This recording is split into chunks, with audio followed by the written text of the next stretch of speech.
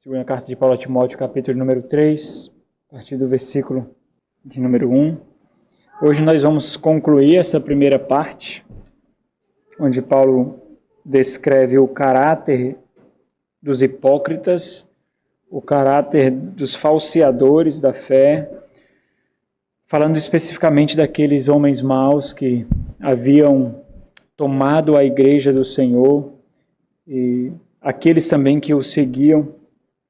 Diz assim a palavra de Deus: sabe, porém, isto: nos últimos dias sobrevirão tempos difíceis, pois os homens serão egoístas, avarentos, jactanciosos, arrogantes, blasfemadores, desobedientes aos pais, ingratos, irreverentes, desafeiçoados, implacáveis, caluniadores, sem domínio de si, cruéis, inimigos do bem, traidores, atrevidos, enfatuados, mais amigos dos prazeres que amigos de Deus, tendo forma de piedade, negando-lhe, entretanto, o poder, foge também destes. Vamos a Deus em oração.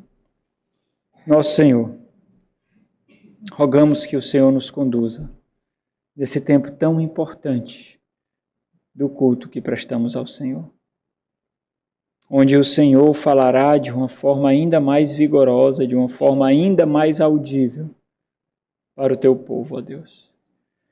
Que nós ouçamos, ó Pai, que tenhamos os nossos ouvidos, o nosso coração e mente preparados pelo Senhor, por tuas mãos graciosas, ó Deus, que conhece as nossas necessidades mais do que nós mesmos.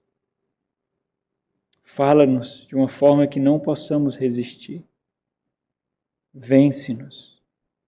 Derriba todas as estruturas que criamos para proteger o conforto pecaminoso do nosso coração, ó Deus. Que nós possamos ter temor diante da Tua palavra exposta. Que nós possamos sondar o nosso próprio coração e ver se as marcas que estão sendo condenadas aqui, de forma embrionária ou não, são vistas no nosso coração.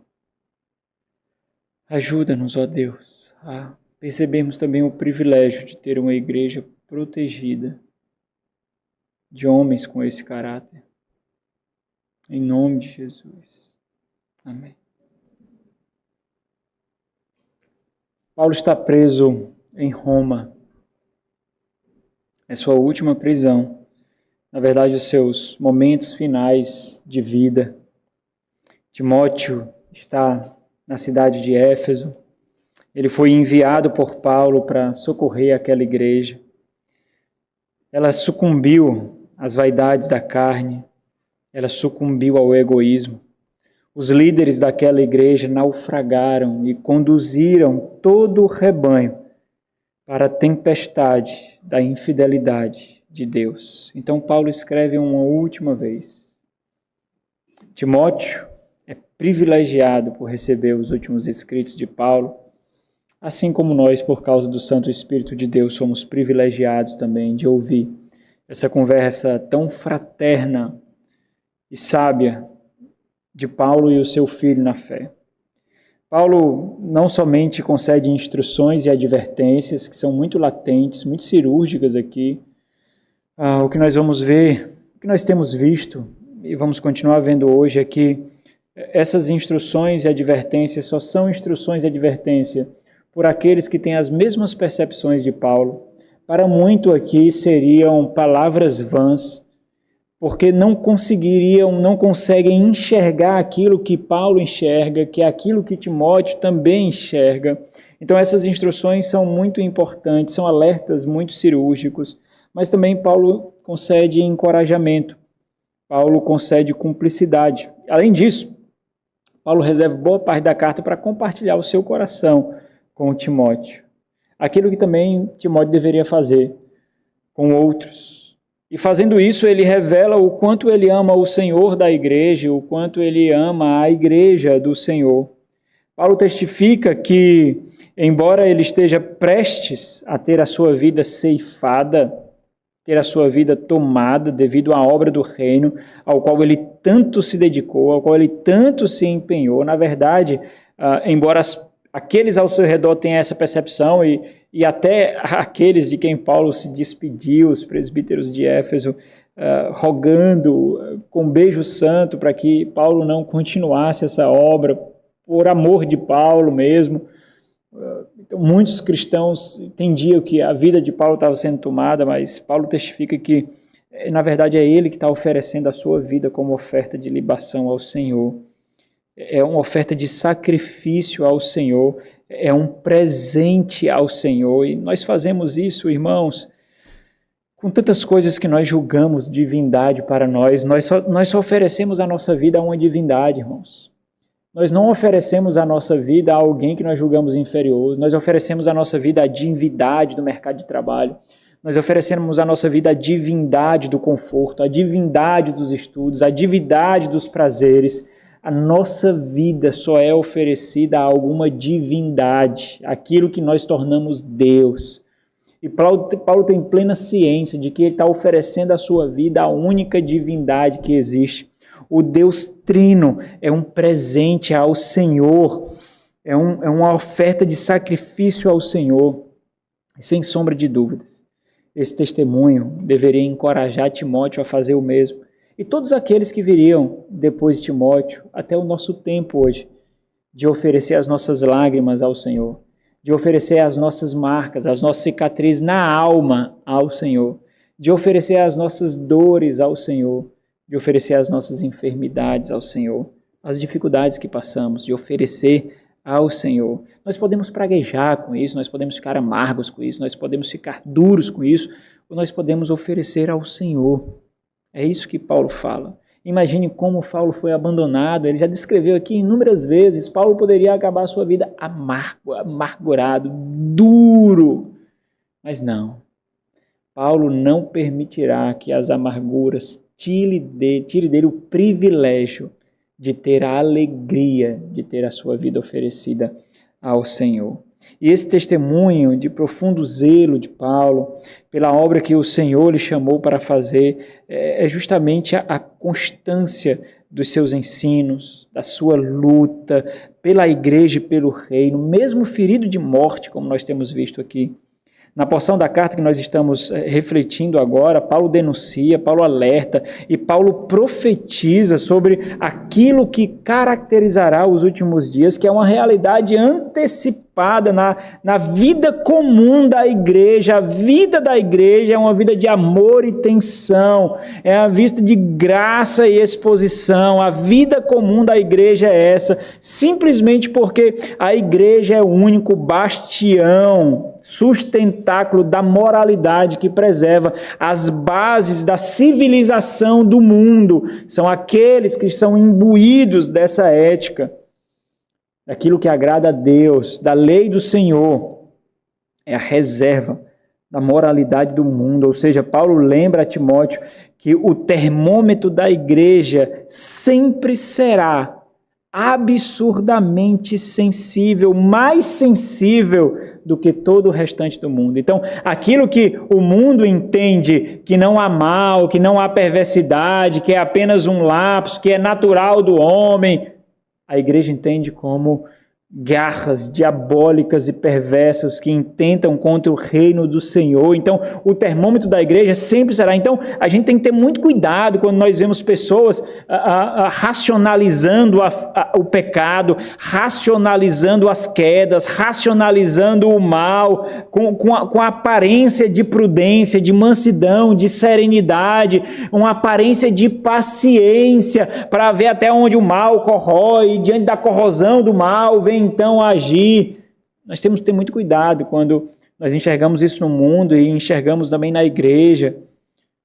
Quando o mundo percebe qualquer nível de corrupção e degradação moral da humanidade, a igreja, na verdade, já viu isso há muito tempo e nunca deixou de combatê-las. Nunca.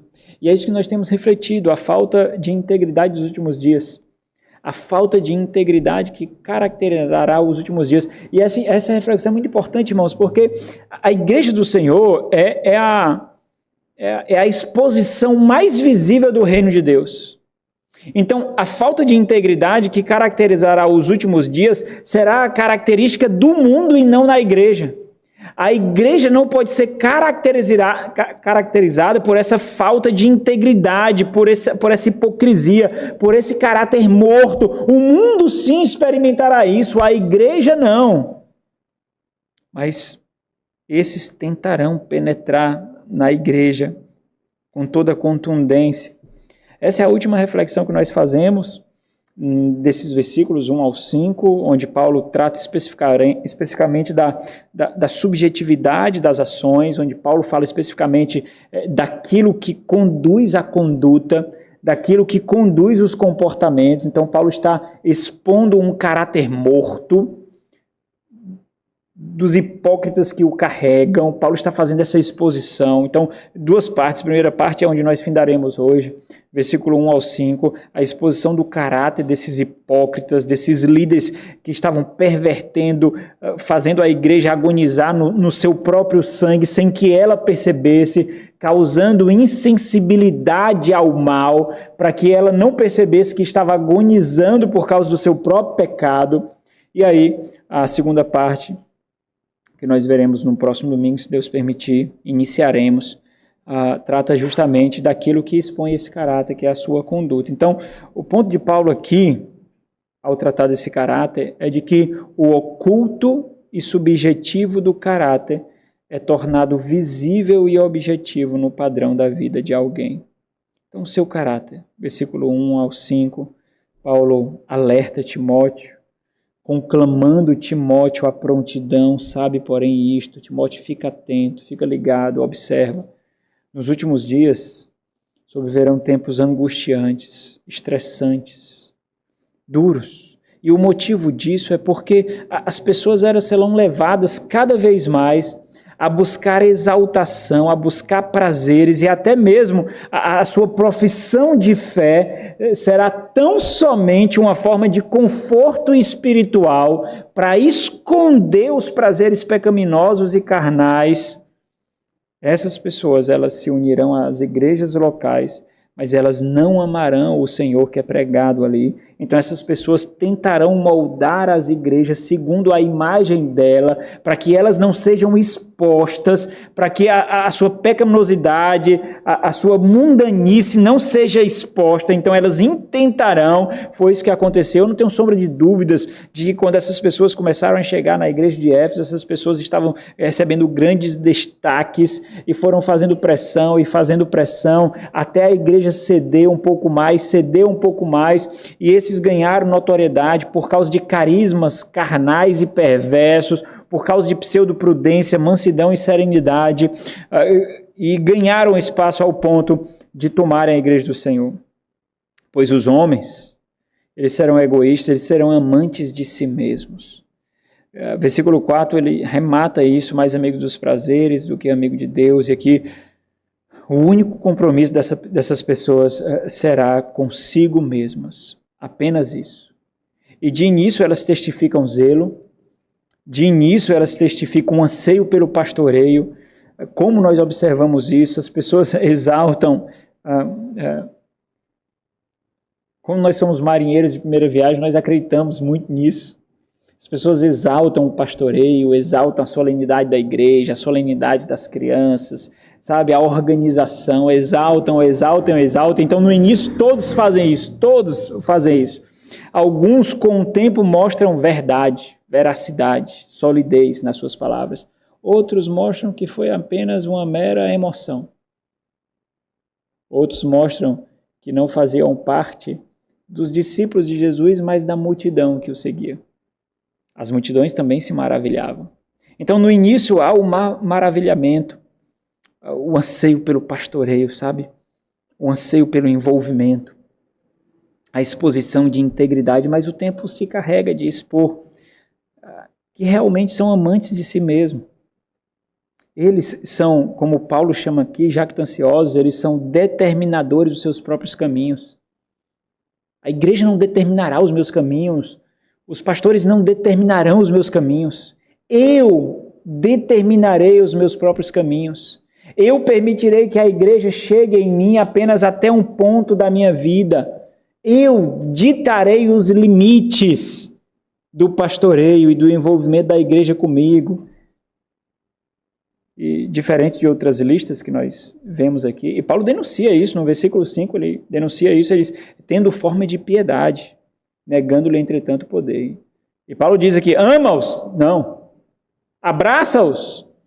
Tende paciência com eles? Não. O que é que Paulo diz? Foge. Foge destes. E diferente de outras listas, como nós vimos, Romanos capítulo 1, 1 Timóteo capítulo 1, outras listas similares a essa, nessa daqui, diferente delas, não há materialidade explícita, não. Naqueles há materialidade explícita. Aqui não há materialidade explícita. Portanto, para identificar essas pessoas nós, de caráter perverso, mas velado, nós precisamos de algumas características basilares da sabedoria ou da maturidade, ou de pessoas que devem cuidar da igreja. Nós vimos isso nos primeiros sermões, maturidade, sabedoria, discernimento e intencionalidade. E isso é singularmente importante, meus irmãos, porque comumente no trato da vida da igreja, cuidando e zelando pela integridade da igreja, muitos acontecimentos e assuntos só chegam ao conhecimento de vocês quando não há mais possibilidade de restauração daquele membro. Muito e muito acontece nos bastidores que vocês sequer conseguem imaginar. Sequer passa pela cabeça de vocês. Quantas dificuldades são tratadas, quantos obstinados são expostos, quantas lutas são travadas, quantos pecados são abraçados e protegidos de forma tão voraz. Contudo, quando esse membro ele está sendo tratado, diante de todos nós, o testemunho dele é preservado, ele não é exposto. Simplesmente porque nós acreditamos realmente e nós temos a esperança de que realmente o Senhor operará arrependimento na vida daquela pessoa. E enquanto isso, ele goza de comunhão, ele goza de amor diante de todos. E todos vocês continuam recebendo ele como um irmão piedoso, desfrutando de paz com ele e com a igreja, sem qualquer reserva. Por isso que é muito importante confiar nos líderes que são levantados por vocês mesmos. Porque para ser liderado é necessário fé, não é convencimento, não. Líderes não precisam ficar convencendo a todo instante, expondo casos que trataram durante 1 ano, durante 4 anos, durante 3 anos, em uma assembleia de 1 hora. Isso é impossível. Impossível. É necessário fé, confiança, lealdade e honestidade com aqueles que batalham lutas que vocês nunca irão batalhar, vocês nunca irão derramar sangue com tanta contundência como os líderes da igreja derramam. Nunca, nunca irão. Vocês derramarão gotas de sangue, vocês derramarão lágrimas, vocês terão as suas feridas, mas não chegam aos pés. Não chegam aos pés daqueles que estão à frente da batalha. Feridas essas que vocês veem, mas das quais nunca foram explicadas para vocês quem as causou. Nunca. E muitos desses são aqueles que vocês abraçam, beijam, concedem a destra de comunhão.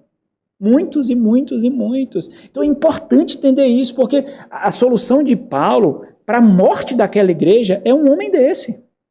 É um homem desse. A solução de Paulo não é um programa. A solução de Paulo não é uma conferência. É justamente a mudança de liderança. É justamente isso. Então, enquanto não acontece essa exposição, todos continuam recebendo. Por isso, há absoluta surpresa, irmãos, quando aquele caso é apresentado a todos. Para muitos, parece repentino ou não parece? Parece, o que foi? Eu não acredito. O que é isso? Parece repentino.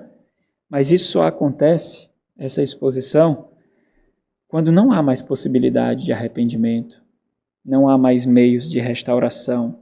Aquela pessoa sequer é considerada um irmão, mas alguém penitente, um ímpio, um rebelde.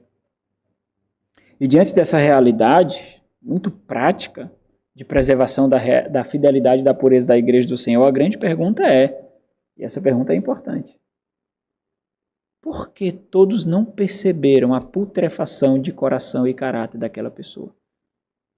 Porque ninguém mais percebeu. Porque aqueles que estavam em Éfeso não perceberam, irmãos, que os seus líderes tinham um caráter morto. Por quê?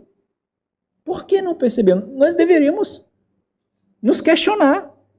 Nós somos cristãos tão intencionais, mas por que nós não percebemos aqueles do nosso meio que foram expostos? Por que nós não percebemos? Porque sequer nós notamos isso, nós não notamos isso.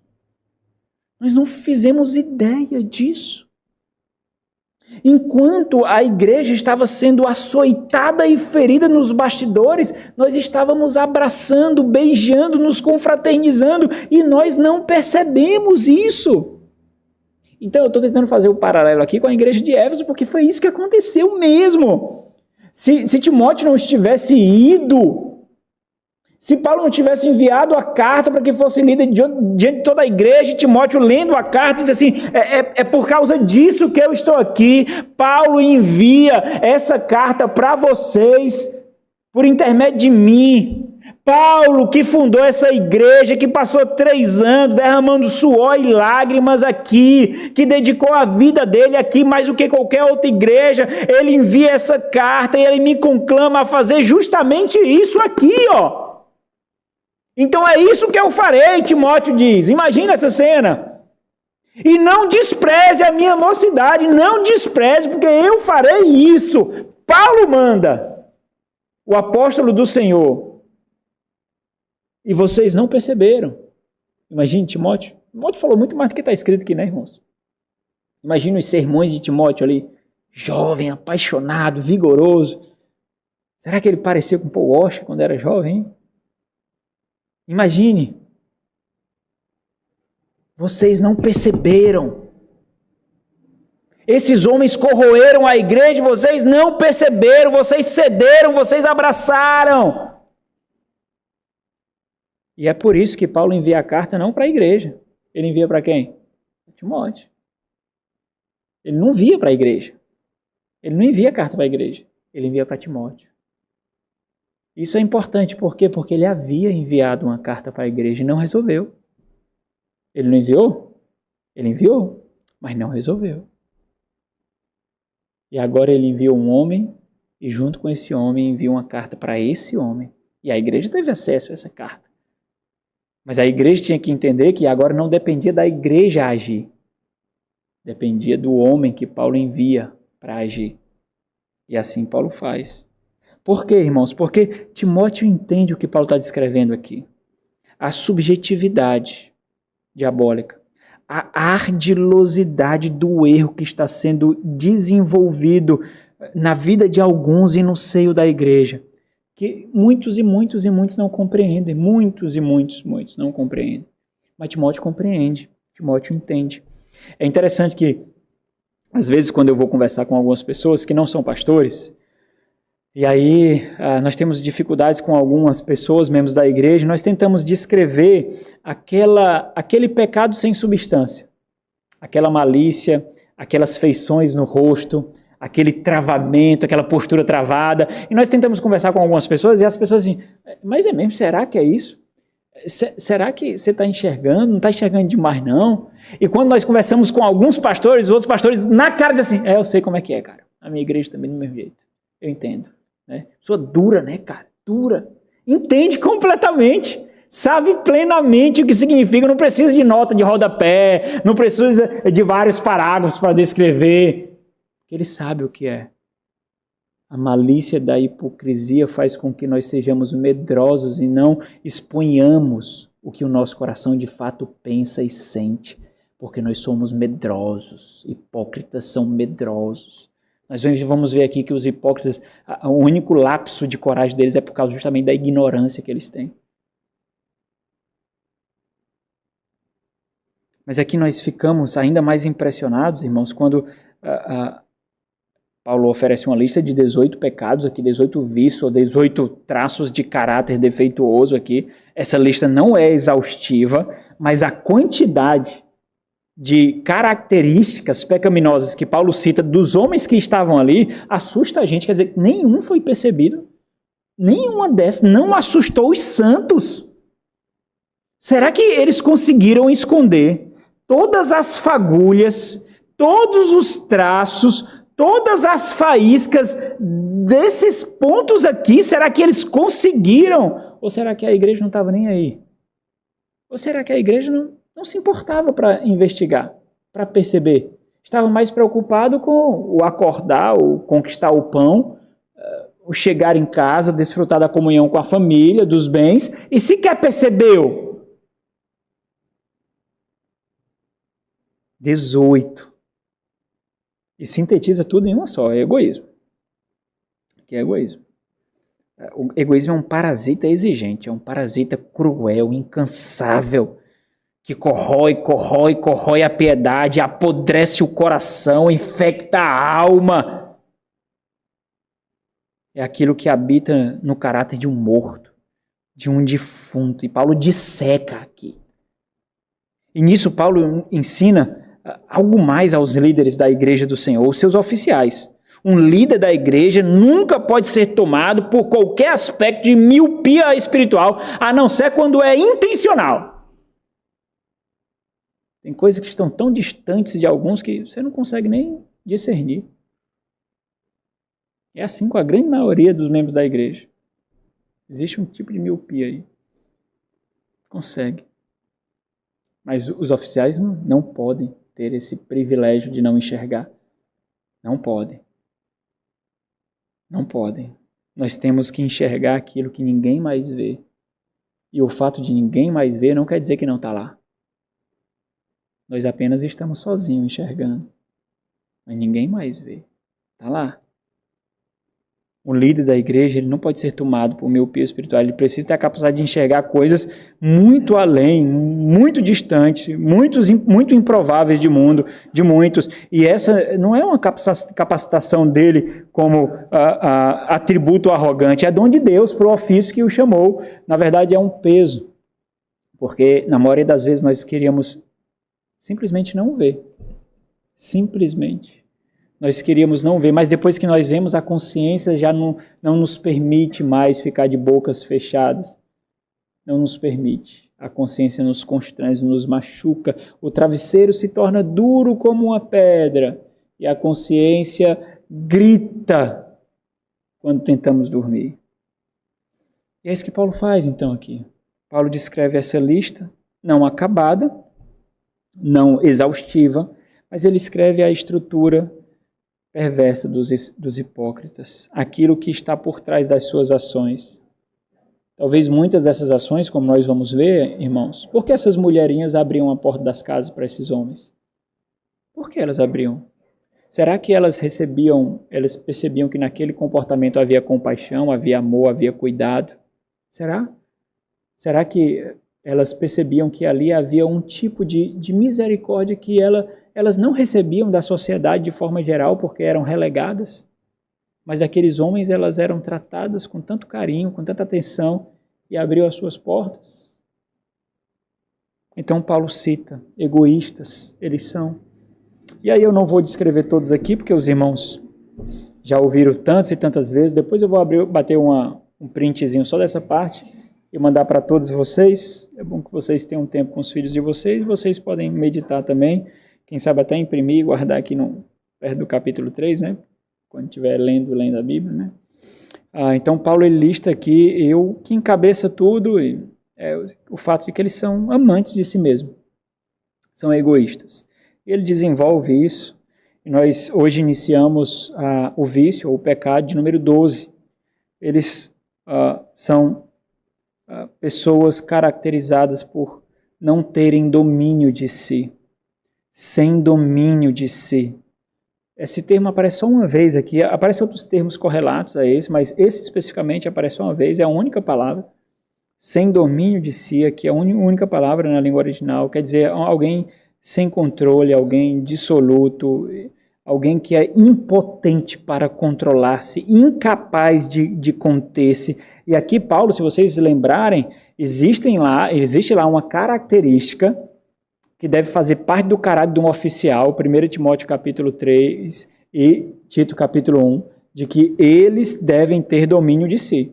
Aqueles que são levantados para ser oficiais da igreja devem ter domínio de si. Então, o que Paulo está fazendo aqui, ele diz assim, observa, vocês receberam lá aquela primeira carta, não receberam? Vocês receberam. Lá eu mostrei para vocês o raio-x do caráter de um oficial. E eles aqui, eles não têm domínio de si. Então aqui, entre outras coisas, envolve a concupiscência sexual, a incontinência nessa área, pecados voltados à luxúria. Por isso, nós percebemos aqui o fato de que algumas mulheres que frequentavam aquela igreja estavam sendo abusadas, estavam sendo vitimizadas por eles, apesar de não se limitar somente a pecados sexuais. Agora, isso aqui é muito importante, irmãos, muito importante, porque se tem uma coisa que nós escutamos muito, e nós vamos refletir nisso mais na frente, é o fato de que existem muitos homens que deveriam pastorear o rebanho, mas abusam das mulheres que deveriam pastorear. Nós temos relatos e relatos disso, desde estupro até relacionamento extraconjugal, seja de esposa de algum irmão, ou seja de uma irmã que não é casada, tendo um caso com o pastor ou com algum oficial da igreja, por causa da posição de influência e autoridade que ele ocupa. Então, não pode haver qualquer traço, qualquer faísca de inclinação nessa área na vida de alguém que é considerado para o ministério pastoral, especialmente por causa da figura que ele representa. Especialmente por causa do nível de influência e autoridade que ele tem. É como se estivesse colocando um lobo para cuidar das ovelhas. Ele acabará com o rebanho. Ele saciará o seu apetite. Então não pode haver qualquer traço, qualquer inclinação, nem de brincadeira ou gracejo nessa área de qualquer um que esteja desempenhando a função de um líder na igreja. Mas nós vamos falar sobre isso mais na frente, na segunda parte. Nós iniciaremos próximo domingo, se Deus permitir. Mas isso não envolve apenas pecados relacionados ao âmbito sexual, envolve também a temperamentos voláteis, explosivos aqui. Paulo faz questão de expor isso. Ele continua, fala que essas pessoas são também cruéis. E o termo utilizado por Paulo aqui aparece também só uma vez. É o mesmo termo que em textos extra-bíblicos diz respeito à descrição de animais selvagens. São pessoas vorazes, brutais, impossíveis de serem domesticados, impossível de se socializar. Aqui transmite a ideia de alguém indomável, é uma fera indomável. Nós não convencemos por argumentos. Sabe aquela pessoa que você faz inúmeras reuniões, você apela para o lado emocional, você derrama lágrimas, você tenta constranger afetivamente, mas aquela pessoa simplesmente não cede. Não cede. Tem um coração frio, tem uma mente resoluta, tem uma mente obstinada e simplesmente é alguém impossível de ser domado. Irmãos, olha, eu preciso fazer uma observação aqui, porque analisar todas essas características parece algo assim muito distante de nós, né? É muito importante nós percebermos se qualquer faísca ou fagulha desses traços, eles visitam o nosso coração. É importante perceber isso. Se eles trafegam na nossa alma, se eles estão ali na vizinhança dos nossos pensamentos. Porque nós nos relacionamos com pessoas assim corriqueiramente. Nós temos parentes assim, falsos, desonestos, arrogantes, cheias de si. Nós temos pessoas assim. Nós conhecemos, nós lidamos com pessoas assim, ou dentro do nosso lar, ou dentro dos nossos círculos familiares, ou as pessoas com quem nós trabalhamos. E essas pessoas constantemente estão ao nosso redor buscando uma oportunidade para nos tragar. Então é muito importante nós percebermos como nós estamos lidando com pessoas tão sagazes assim, ou se alguma dessas características estão na vizinhança do nosso coração, se elas estão na vizinhança, na periferia dos nossos pensamentos, cirandando a nossa alma. É muito importante, irmãos, que nós possamos perceber isso.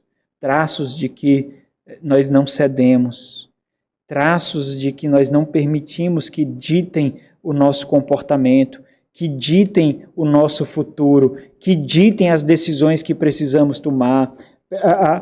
Quando nós protegemos o nosso coração para que ninguém tenha mais acesso, porque nós identificamos isso como algo inferior, como uma humilhação, com o reconhecimento de que eu serei incapaz, porque eu só posso tomar uma decisão quando alguém me orienta. Então dizer que eu não sou capaz de tomar uma decisão quer dizer que eu sou alguém que não tenho competência para governar meu lar, para nutrir uma família, para ser mãe, para ser pai e assim por diante. Então, observa essas ramificações aqui, as implicações de comportamentos assim, porque quando chega pessoas perversas com essas características na igreja, essas pessoas, elas farejam similaridades, irmãos. Opa, deixa eu ver quem fala mais parecido comigo aqui. Essas pessoas, elas chamam a gente para jantar, chamam a gente para sair, chama a gente para dar uma volta, se convida para ir para nossa casa, convida você para ir para a casa dela, é porque ele ama não, não é porque gosta de você não, é porque está cirandando você, está sentindo o seu aroma, para ver se há abertura, para ver se há similaridade. Pessoas assim não amam, egoístas não amam, irmãos, a não ser a si mesmos. Egoístas só amam a si mesmos. Não deixe ser envanecido. Então, muito cuidado, especialmente para os jovens aqui, do Samuel para frente, do Vitor para frente, do José para frente, do Davi para frente. O fato de vocês não terem amigo da escola. Não é para ter amigo mesmo na escola, não. Cuidado. Cuidado por essa demonstração de carência grande demais. Porque é aí que vai ser a desgraça de vocês. Crentes não podem ser carentes, porque nós estamos sozinhos no mundo. Crentes não podem ser carentes. Nós temos que ter tranquilidade no nosso isolamento, no fato de que nós somos poucos e estamos sozinhos. Isso tem que ser resolvido no nosso coração. Então, muito cuidado com dizer, eu não tenho amigos. É difícil conseguir amigos. Olha, eu fiquei tão feliz porque eu faço amigos. Muito cuidado com isso. Muito cuidado. Porque pode ser a grande desgraça de vocês. Vocês jovens que querem ser aceitos por um grupo. Esse grupo pode ser o fim de vocês. Pode ser a grande desgraça de vocês. Crente não pode ser carente. Crente carente, Satanás toma vorazmente. Não pode. Então, muito cuidado, porque essas pessoas, elas farejam. É aí que elas fazem cúmplices, é aí que elas dividem a igreja, porque elas farejam dentro da igreja pessoas que pensam como eles, que falam como eles, que raciocinam como eles. Então, aqui, Paulo continua e diz, são pessoas cruéis, aqui transmite a ideia de alguém indomável mesmo. Alguém que você tenta, mas a pessoa simplesmente não baixa as guardas. Simplesmente não cede. Não é ensinável de forma alguma. Alguém cuja disposição, sem combate do coração, é de ser insensível mesmo. Ser alguém sem empatia, ser alguém que não se comove, ser alguém sem compaixão. E diante de tudo que nós vimos, especialmente sobre o egoísmo, é fácil compreender esse pecado, porque o seu egoísmo o coloca ele mesmo como pleno foco da sua vida. Então, qualquer um que ele julgue que pode contrariar a saciedade das suas satisfações, ele expele. É um oponente para ele. Ele exerce punição. Alguém cruel. Alguém que não há possibilidade de perdão. Se tiver aquele como inimigo, acabou. Paulo continua. E ele parte para descrever de forma mais profunda isso, quando ele diz que são inimigos do bem, são opositores do que é bom, não amam o que é bom, eles não amam o que é bom. Esse termo aqui, apesar de ser um só e aparecer só uma vez, ele é como se ele tivesse sido construído por Paulo, ele é formado por 3 partes.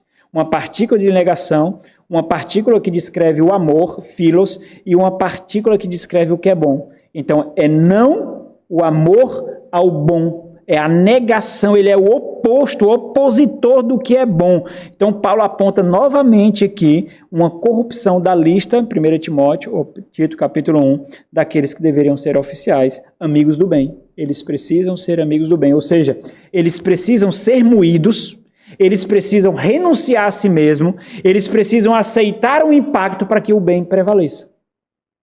Eles precisam tirar a si mesmo do foco, e aqui são os oficiais, precisam tirar a si mesmo do foco para que o bem prevaleça na igreja. Não importa se ele é moído para isso, não importa se ele é desprezado por isso, não importa se ele é ferido por isso, mas se isso for o preço para que o bem prevaleça na igreja, isso deve acontecer. E Paulo continua desenvolvendo. Essas pessoas também que estão aí são traidores, são pessoas desleais, que sem qualquer justificativa,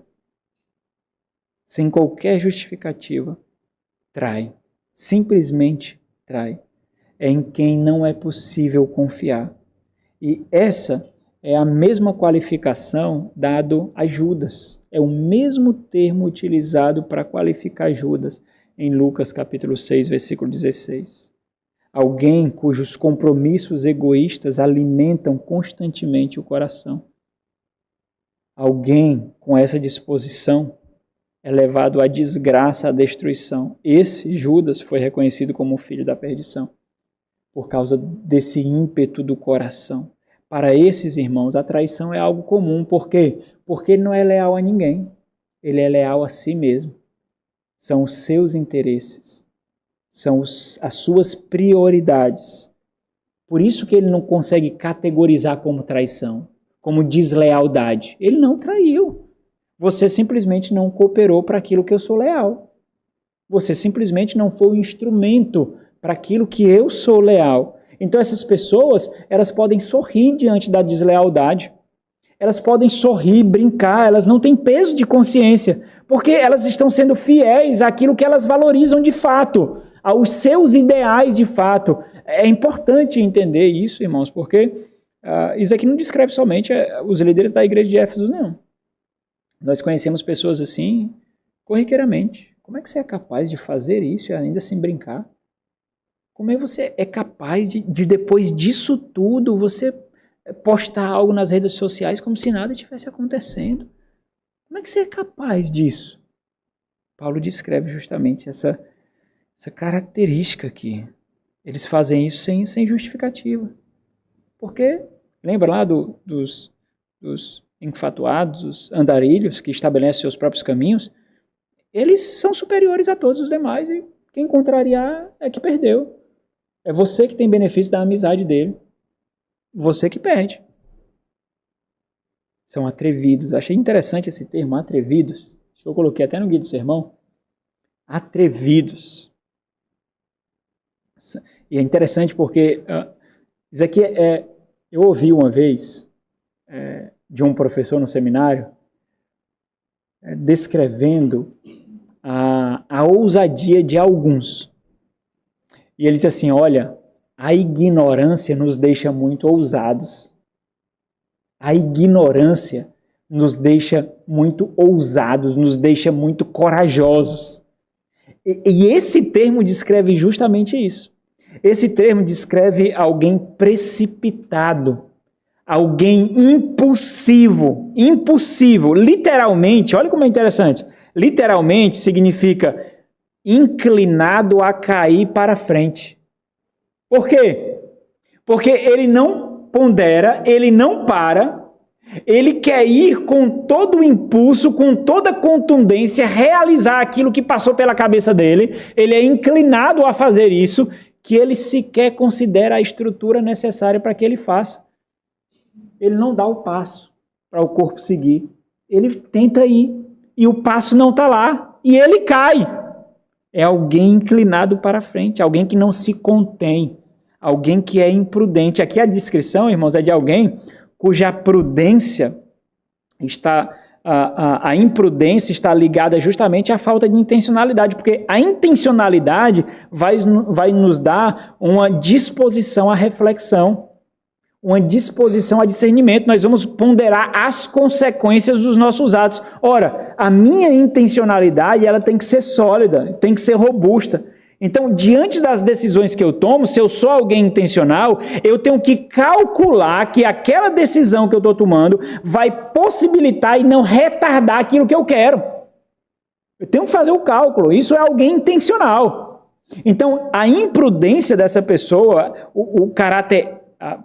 É interessante o fato de ser traduzido como atrevido, mas pegando aqui no fato de ser precipitado, a precipitação dessa pessoa é justamente a evidência de que aquela pessoa ela não é prudente. É alguém precipitado no agir, alguém que não pondera, que não reflete sobre as consequências, é alguém imaturo, é alguém sem temor, porque alguém com temor pondera.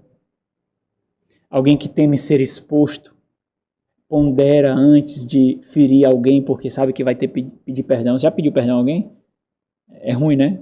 Dá vergonha, não é? Você se humilha, não é? Né? É. Então alguém que tem medo disso não faz isso assim com tanta facilidade. Não faz, né? E é interessante ser traduzido, como eu falei, como atrevido aqui, porque alguém que é controlado por seus impulsos geralmente é arrogante e autocentrado.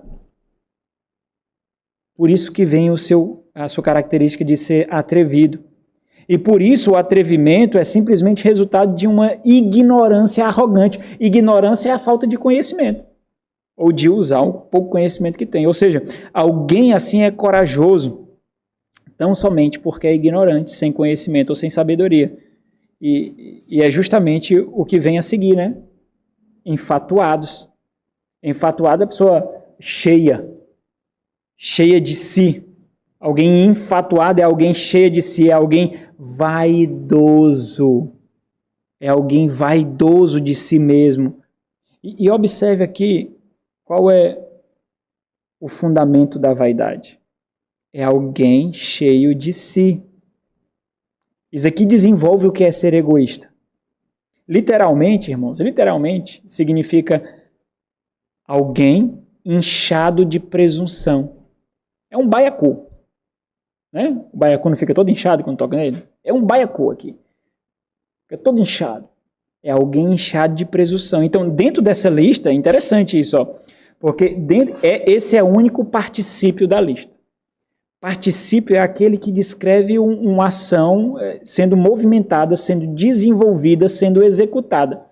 Dentro de toda essa lista, esse é o único particípio. Nessa característica, nessa configuração, esse termo está descrevendo o padrão e a conduta de alguém como estilo de vida pelo qual ela é conhecida.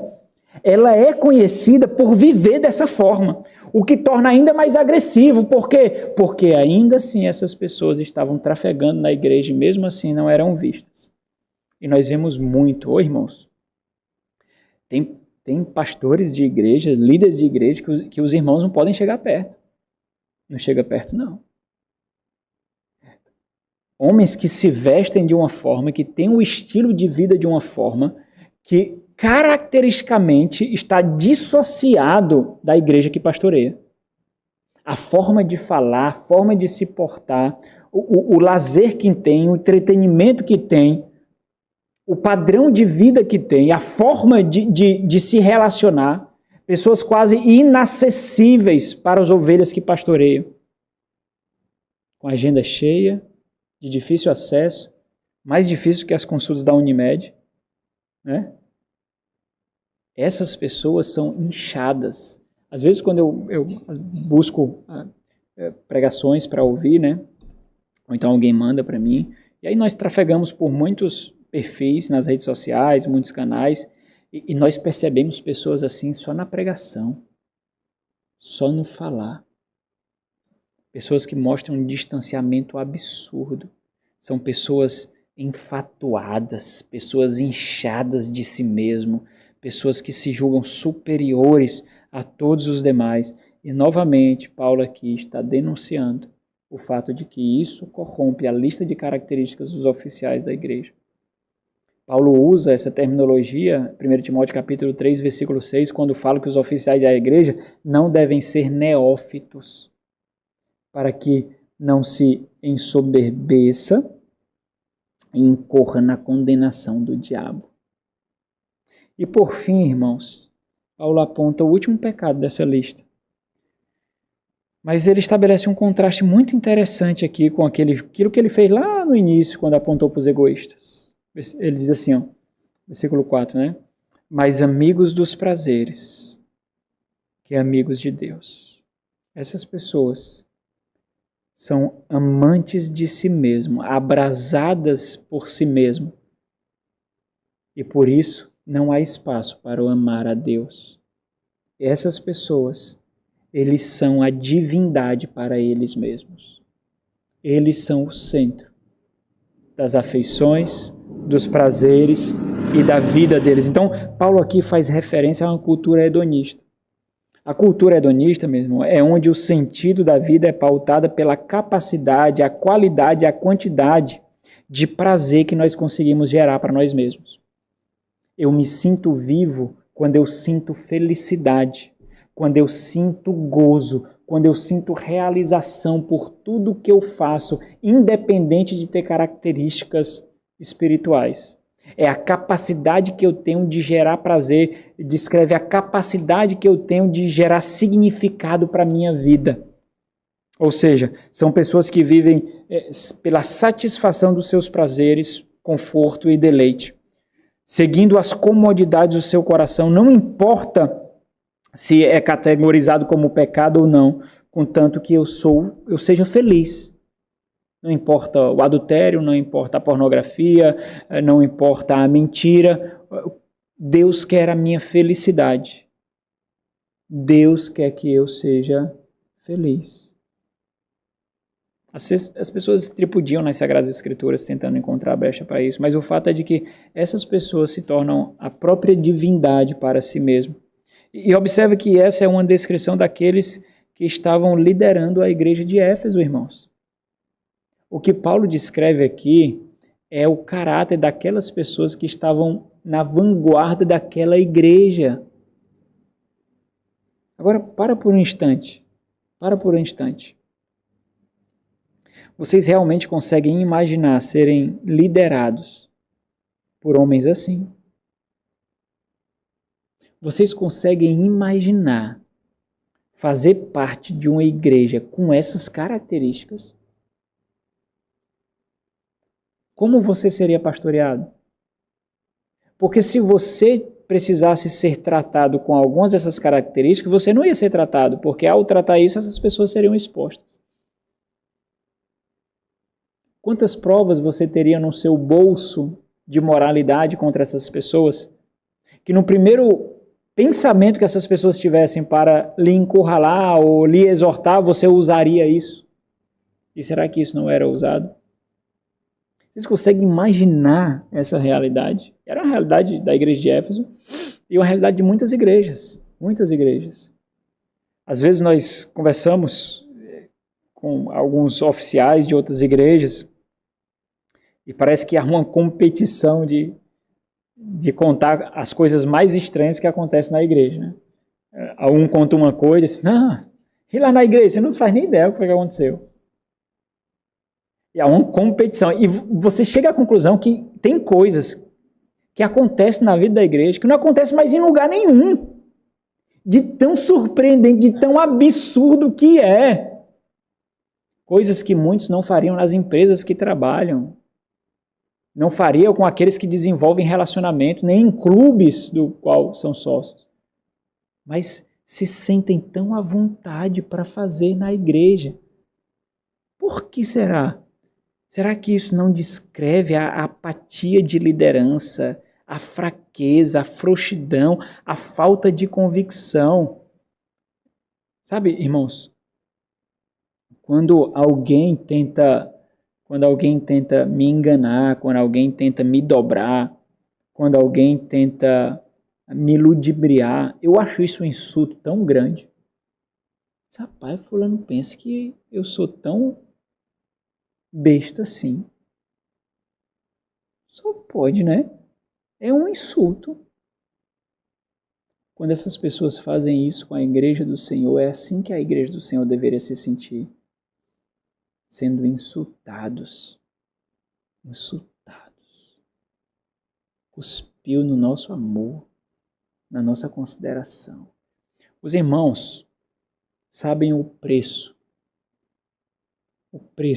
do benefício da dúvida. O benefício da dúvida tem um preço incalculável. Por causa do benefício da dúvida, nós suportamos dores. Por causa do benefício da dúvida, nós suportamos afrontas. Nós suportamos perdas materiais, irmãos, por causa do benefício da dúvida. Para ser amigo do bem, quantos nós perdemos? Nós, todos nós, vocês, quantos? Quanto? De recursos, de tranquilidade. Nós não podemos permitir que pessoas com índoles assim se atrevam a tripudiar diante daquilo que é tão valoroso para nós. Isso não deve ser relegado apenas aos pastores, os oficiais, os diáconos. Não, de forma alguma. Todos nós devemos entender isso como uma perversidade sendo infundida a nós. Então, vamos concluir aqui com essa sentença do versículo 5, que acho que eu precisaria de 10 dias para pregar ela, de tão impactante que ela é. Paulo ele sintetiza essa denúncia aqui, de que esses homens são uma farsa. Olha, esses homens são uma farsa. Imagine esses homens ouvindo Timóteo lendo essa carta. Imagine as caras que eles fizeram. Imagine as afrontas. Imagine os sorrisozinhos, sorriso de maldade, de zombaria. Imagine o sorriso de zombaria. Esse moleque, esse menino, ele está achando que vai fazer o quê aqui? Quanto tempo nós já estamos aqui? A igreja toda nos tem. A igreja está com a gente. Que Paulo? Paulo vai morrer. Paulo está preso, Paulo vai morrer. Envia uma carta como se fosse alguma coisa. Paulo vai morrer. E aí Timóteo denuncia. São uma farsa. São uma farsa. O ponto de Paulo aqui é dizer o seguinte: discussões sobre religiões. Paulo denuncia várias discussões infindáveis, especialmente na primeira carta, né? Discussões com coisas sem sentido, de genealogias, coisas vãs, sobre a lei. O ponto de Paulo aqui é discussões sobre religião, discussões sobre religiosidade, discussões sobre a fé, sobre doutrina. Nada faz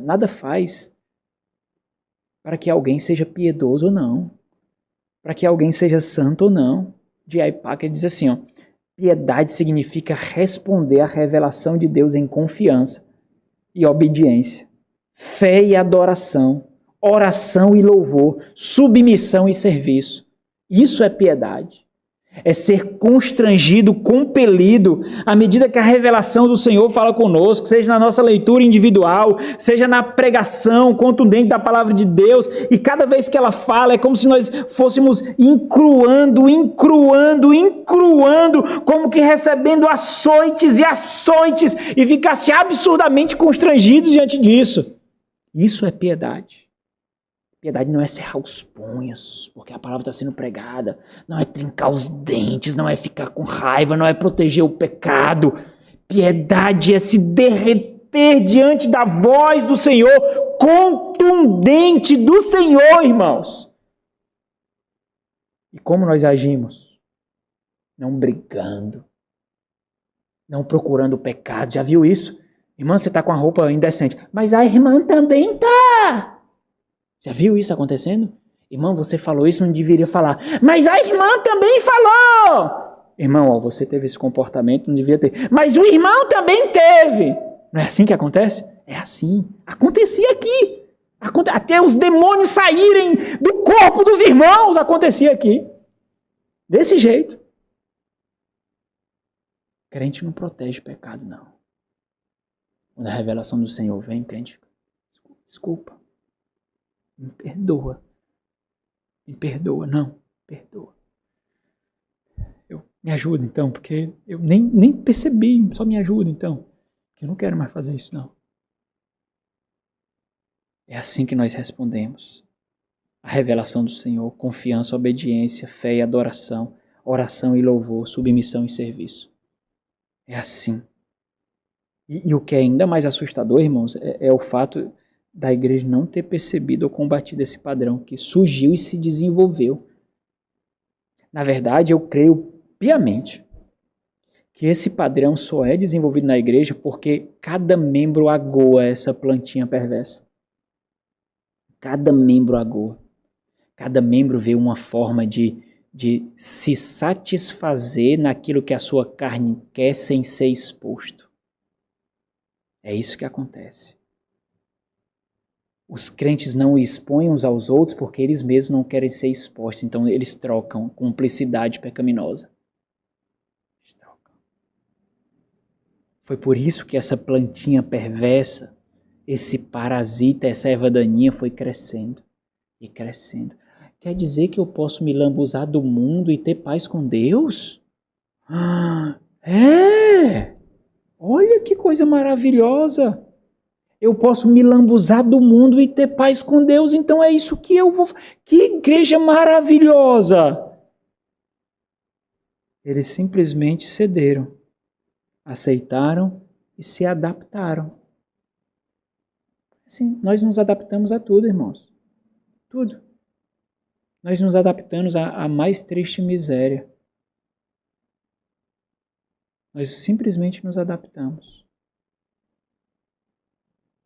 Segundo Paulo, aqui esse padrão perverso e aparente de piedade é uma aparência sem poder. É a característica dos últimos dias. Então, muito cuidado quando você exibe tanta apatia, viu? Muito cuidado quando você exibe tanta irresponsabilidade, tanta falta de temor, tanta falta de empenho. Muito cuidado quando você exibe muito descompromisso. Muito cuidado quando você não está nem aí para servir a igreja, para discipular alguém. Faz quantos anos estou aqui? 5. Fez o quê? Nada. Sujei a poltrona com a minha bunda ali, ó. Sujei. Não fazia mais nada. Nada. Quem tem? Afundei o poltrona, né? Afundei. Porque eu só sento lá naquele lugar, afundei. Não fazia mais nada. Cuidado. Cuidado. Muito cuidado com isso. Isso indica muita coisa. Aparência. Sem poder. É assim que Paulo sintetiza. Tendo forma de piedade. Tendo o morfo de piedade. Tendo a aparência da piedade. Negando-lhe, entretanto, o poder. E foi isso que enganou todos.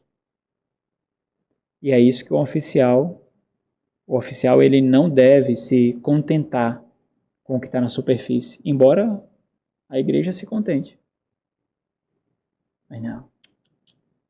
Então, isso aqui é muito importante, irmãos, porque a gente já recebeu acusações aqui de tratar algumas condutas e pessoas dizendo até assim, quer dizer agora que está lendo, o senhor está fazendo a leitura comportamental? Eu vou fazer o CSI daqui a pouco. Lie to me, quem é que assiste a série? Não minta pra mim, assiste a série. Legal, a série. Não minta pra mim, o cara faz a leitura. Ó, quando ele mentiu, ele levantou a sobrancelha esquerda. Opa, eu comecei a assistir essa série, Amanda fala aí alguma coisa. Quem foi comer o doce? Não foi, mentiu. Frangiu a testa. O lobo occipital agiu assim. As pessoas acusam isso, né? Pastor, quer dizer que está fazendo leitura comportamental? Tô sim. E tem um demônio se estribuchando dentro de você. Por quê? Porque pessoas assim se contentam tanto com a superfície, tanto, que acham que essa crosta perversa de aparente piedade engana a todos. Mas é natural que ela pense assim, porque engana ela mesma e engana a todos que estão ao seu redor. Então, quando pessoas assim encontram alguém que ela não pode enganar, e quando percebe que essas pessoas são a minoria e estão sozinhas, é fácil dizer, é maldade sua em perceber isso em mim. Você entende assim, não é? É o que você acha, não é? É fácil entender isso? É fácil. Oficiais têm que ter olhos do super-homem, irmãos. Mas mais poderosos, porque tem que ver até através do chumbo. Porque o super-homem tem uma fraqueza, né? Não pode ver através do chumbo. Tem que ver até através do chumbo.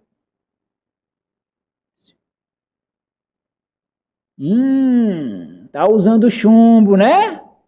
Mas eu vejo, viu? Eu vejo. Oh, irmãos. E como o Espírito Santo nos conduz a isso. Como nos conduz. É tão impressionante que dói. Tão impressionante. Ler posturas, tom de voz, olhares, palavras não ditas. Palavras não ditas. Essas são as mais importantes, as não ditas. Foi isso que Paulo fez, não foi? Foi isso que Paulo fez. Paulo, ele não se contentou com a superfície. É isso que Timóteo deveria fazer. O grande trabalho de Timóteo aqui vai ser, sabe o quê? Fazer com que aquilo que é imaterial, aquilo que é subjetivo, seja tangível e visível para toda a igreja entender o que ele está falando. É isso que vai ser difícil. É isso que é o difícil. Então, não para só em Timóteo receber essa carta, não. Timóteo tem que colocar isso em ação. Timóteo tem que pegar todas essas características subjetivas, imateriais, invisíveis, e ter a habilidade, a capacidade, o temor de Deus, a dependência de Deus, para tornar isso visível e tangível para a igreja que antes não via. Essa é a grande dificuldade. É essa. Isso demora, irmãos. Isso é absurdamente agonizante. Quando saímos de reuniões como essa, nós saímos mortos. Era bem melhor ter descarregado um caminhão de pedra. Acabados com essa luta mental e espiritual. Mas essa é a parte mais difícil que Timóteo vai ter que exercer. Não para aqui não. Para a gente é muito fácil, né? Pronto. Paulo expôs, essas pessoas estão desmascaradas e eles estão lá. Prova. Imagine quantas essas pessoas foram enredadas pelo amor desses falsos profetas, pelo afeto, pelo cuidado. Quanto tempo? E do nada. Só porque é Paulo que manda uma carta, só porque é Timóteo que está ali, eles vão abrir o coração e dizer, não, eu estava enganado. Vocês sabem como acontece assim, né? Eu estava enganado, meu coração era desses falsos mestres, agora é seu, Timóteo. Vocês sabem que não é assim. Saiu um bocado assim, aqui porque não era assim. Vocês sabem que não é fácil assim. Não é tão fácil assim. O mais difícil vai vir agora, para Timóteo. É agora que virá o que é mais difícil. Então, diz assim, tendo forma de piedade, negando-lhe entretanto o poder, entenda, nós podemos mascarar a piedade. Irmãos, isso é aterrador, irmãos. Talvez eu comece desse versículo aqui próximo domingo, né? Porque eu não vou me contentar só com esse pedacinho de tempo, não. Mas isso é aterrador. Nós podemos encenar a piedade ao ponto da igreja não perceber. Isso daqui é assustador. A ideia aqui é de que, por terem esse caráter, tendo forma de piedade, negando-lhe, entretanto, o poder. Isso aqui é fantástico, né? Como é que Paulo viu isso? Paulo viu que não havia poder ali. Como é que Paulo viu isso? Timóteo devia ver. Os oficiais deveriam ver isso. Como é? O que é isso? A ideia de por terem esse caráter, a única coisa que eles possuem é a aparência. Mas o poder do evangelho não está nele. Eles têm a aparência da piedade, mas eles negam o poder da piedade. Porque o poder da piedade exige a mortificação de si mesmos.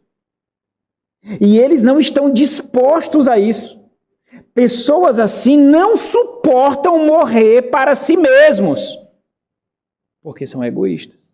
não suportam morrer para si mesmo. O resultado disso é que, ao proclamar as suas pregações, eles estavam gerando pessoas segundo a sua imagem e a semelhança deles mesmos, não de Cristo Jesus. E aí eles poderiam ficar cada vez mais confortáveis nesse ambiente. Então Paulo dá uma ordem. Ama-os. Age com graça. Foge deles. Foge também destes. Desvia-te deles. Aparta-te deles.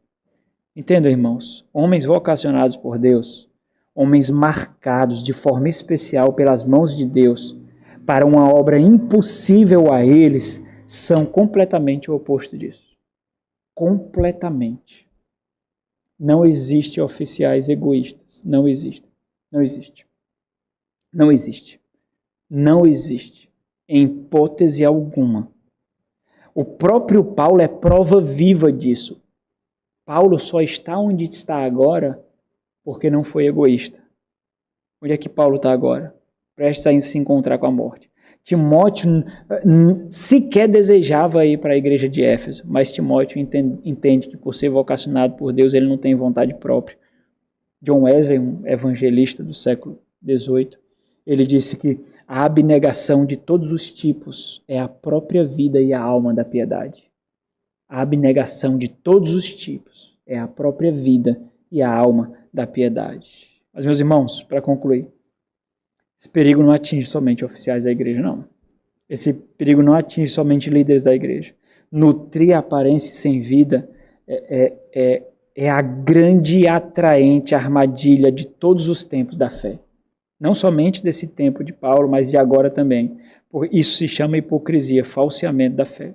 E esse é o convite tentador para aqueles que desejam receber o reconhecimento e a consideração da piedade sem ter uma vida de luta e combate contra o pecado. Que é o glamour, se é que pode se chamar assim, mas não que é a luta, a renúncia, o combate. Porque para alguém que de fato é piedoso, ouvir isso de outra pessoa, olha, fulano, você é uma pessoa tão piedosa, essa pessoa nunca será orgulhosa. Nunca.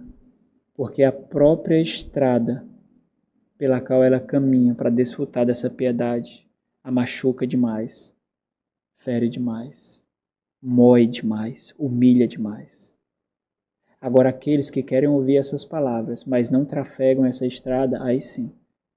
Aí esses serão cada vez mais arrogantes.